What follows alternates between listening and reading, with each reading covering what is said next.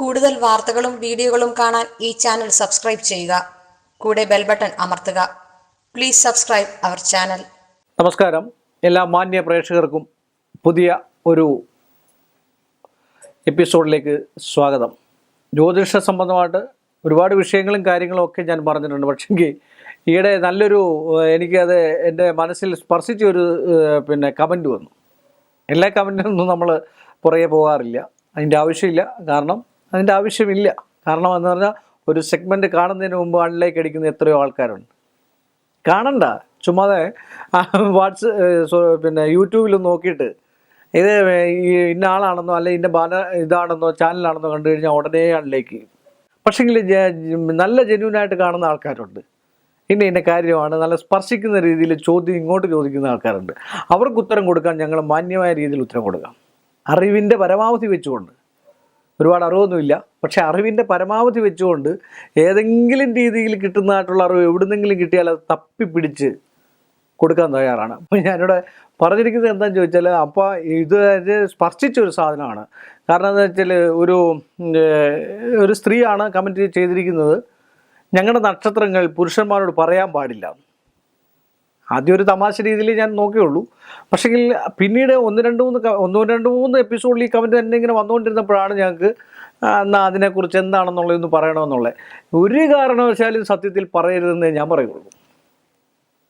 വിശ്വാസമുള്ളവർ വളരെ തന്ത്രപൂർവ്വം date of ബർത്തും മറ്റു കാര്യങ്ങളൊക്കെ മേടിച്ചിട്ട് നക്ഷത്രം ഏതാണ്, ഗ്രഹനില ഏതാണ് എന്നൊക്കെ വെച്ചിട്ട് അവർക്ക് മോശമായ രീതിയിൽ കർമ്മം ചെയ്യുകയും മോശമായ രീതിയിൽ തെറ്റിദ്ധരിപ്പിക്കത്തക്ക രീതിയിലുള്ള അവസ്ഥാന്തരം ഉണ്ടാക്കുകയും ചെയ്യുന്ന ഒരുപാട് ആൾക്കാരുണ്ട്.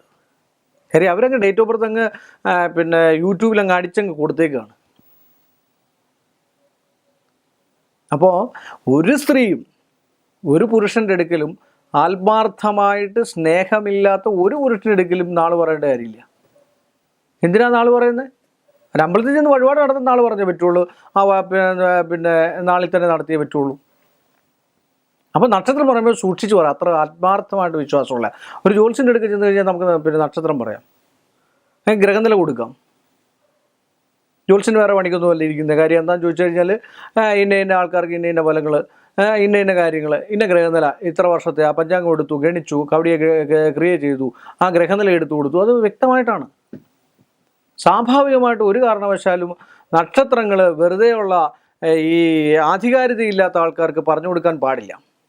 ഇപ്പം ഇപ്പോൾ ഒരു ബാങ്കിൽ ജോലി ചെയ്യുക, നമ്മുടെ കൂടിയിരിക്കുന്ന സ്റ്റാഫാണ്, എന്താണ് നാള് നക്ഷത്രം പുതിയതായിട്ട് വന്നാണ്, കൂടുതൽ സഹകരണം ഇല്ല, ഒന്നുമില്ല. എന്തിനു പറഞ്ഞു കൊടുക്കണം? നിങ്ങളുടെ ആയില്യാണോ? ആയില്യ നക്ഷത്രമാണ്. നിങ്ങൾ വേറെ നക്ഷത്രം പറ, പൂര നക്ഷത്രം പറ, പുണർന്ന നക്ഷത്രം പറ.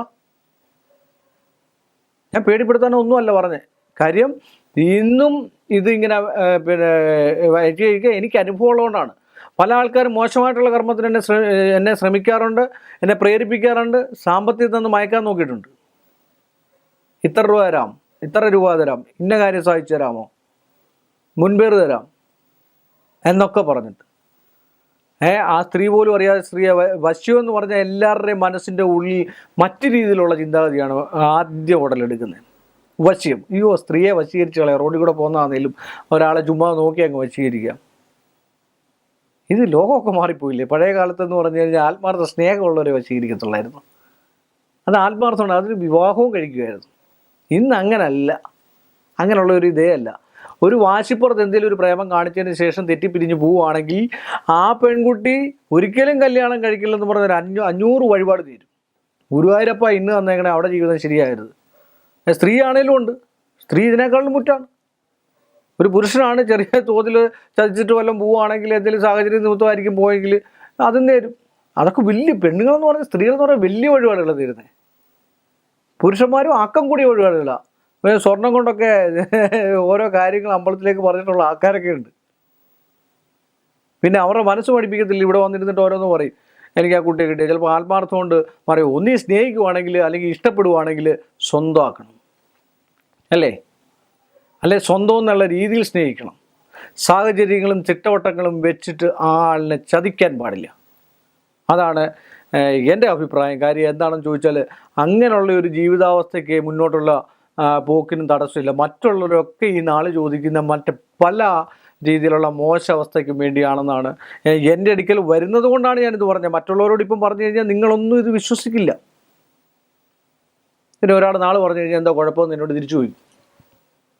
നിങ്ങൾ പറഞ്ഞോളൂ, ഞാനിതിൻ്റെ ഒരു നഗ്ന സത്യം പറഞ്ഞു എന്നേ ഉള്ളൂ. സ്വന്തം ഭാര്യ അറിയാതെ ഭർത്താവ് പോയി കർമ്മം ചെയ്യുന്ന ആൾക്കാരുണ്ട്. ഞാൻ തുറന്നാണ് സംസാരിക്കുന്നത്.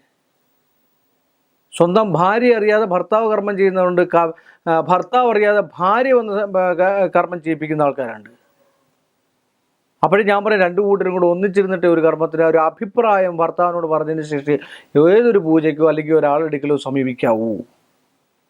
ഒരു ഭർത്താവ് അറിയാതെ ഒരു കർമ്മത്തിന് വന്നാൽ നമുക്ക് 100% അറിയാം എന്താണ് അവിടെ അവർ തമ്മിൽ തെറ്റിലുണ്ട്, അല്ലെ സൽക്കർമ്മമല്ല. അപ്പോൾ അദ്ദേഹത്തിന് കൂടെ കൂട്ടിക്കൊണ്ട് ആ കർമ്മം ചെയ്തിട്ട് പിന്നീട് അദ്ദേഹത്തോട് പറയണം അദ്ദേഹത്തിന്. അപ്പോൾ അത് നോർമലായി കഴിയുമ്പോൾ ഇപ്പോൾ മദ്യപാനമൊക്കെ നിർത്താനൊക്കെ ഉള്ള ആൾക്കാർ ഓരോ കാര്യങ്ങൾ ചെയ്യാറുണ്ട്. അപ്പോൾ നോർമലായി കഴിയുമ്പോൾ അദ്ദേഹത്തിന് മനസ്സിലാവും. അറിയാതിരിക്കാൻ പാടില്ല, അതാണ്. അപ്പോൾ അതുകൊണ്ടാണ് ഞാൻ പറഞ്ഞത് ഇങ്ങനെയൊക്കെയുള്ള, അതാണ് സ്ത്രീകളോട് മാക്സിമം സ്ത്രീകളാണെങ്കിലും പുരുഷനാണെങ്കിലും നക്ഷത്രം പറയാൻ പാടില്ല. മറ്റൊരാൾ അനാവശ്യമുള്ള ഒരാൾ നക്ഷത്രം അറിയേണ്ട കാര്യമില്ല. ഒരു ക്ഷേത്രത്തിൽ ചെന്നാൽ പറയാം, മറ്റൊരു വിവാഹ സംബന്ധമായിട്ടുള്ള വിഷയത്തിന് പറയാം, അങ്ങനെയൊക്കെ നമ്മൾ പറയുക. അപ്പോൾ അതുകൊണ്ട് അതൊക്കെ ഒന്ന് സൂക്ഷിക്കുന്നത് നല്ലതാണ്. സൂക്ഷിക്കാനേ ഞാൻ പറഞ്ഞുള്ളൂ, പറയേണ്ടവർക്ക് പറയാം കേട്ടോ.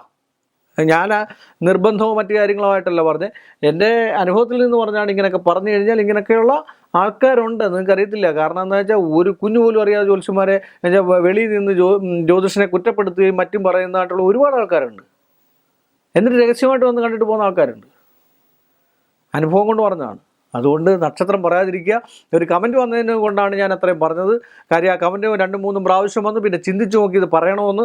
അപ്പം പറഞ്ഞേക്കാം എന്ന് തോന്നി. എന്നാൽ കുറച്ചെങ്കിലും അപ്പോൾ ആ ആൾ നല്ല കരഞ്ഞുകൊണ്ടോ അല്ലെങ്കിൽ അതുപോലെ ഉള്ള വാക്കുകൾ കൊണ്ടാണ് ആ കമൻറ്റ് ചെയ്തിരിക്കുന്നത്. അതുകൊണ്ടാണ് അതിന് മറുപടി. അതുകൊണ്ട് നല്ല ഉത്തമമായിട്ടുള്ള ചോദ്യങ്ങൾ ചോദിച്ചാൽ മറുപടി തരും.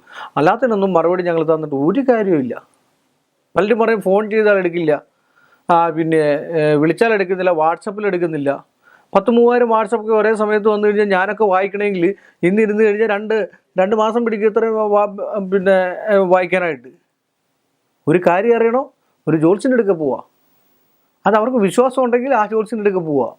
ആ അടുത്ത ജ്യോത്സ്യനുണ്ടെങ്കിൽ അവിടെ പോവുക. നന്നായിട്ട് അറിയാവുന്ന ഒരു ജ്യോത്സ്യനെ കണ്ടുപിടിച്ചിട്ട് അവിടെ പോവുക. അല്ലാതെ അങ്ങ് പിന്നെ ദൂരേന്നൊക്കെ ഒരാൾ എൻ്റെ അടുക്കൽ വരണമെന്നൊക്കെ ഞാൻ വാശി പിടിച്ചിട്ട് കാര്യമൊന്നുമില്ല. അവിടെ നല്ലൊരു എന്നെ വിളിക്കുന്നവരോട് പറയുന്നത് അങ്ങനെയാണ്. ഒരുപാട് ദൂരെ നിന്നാണെങ്കിൽ നിങ്ങൾക്ക് മെനക്കെട്ട് വരേണ്ട കാര്യമില്ല. നല്ലൊരു ജ്യോത്സ്യൻ അവിടെ ഉണ്ടെങ്കിൽ പോയി കാണും, അതിനുള്ള പരിഹാരങ്ങൾ തേടും.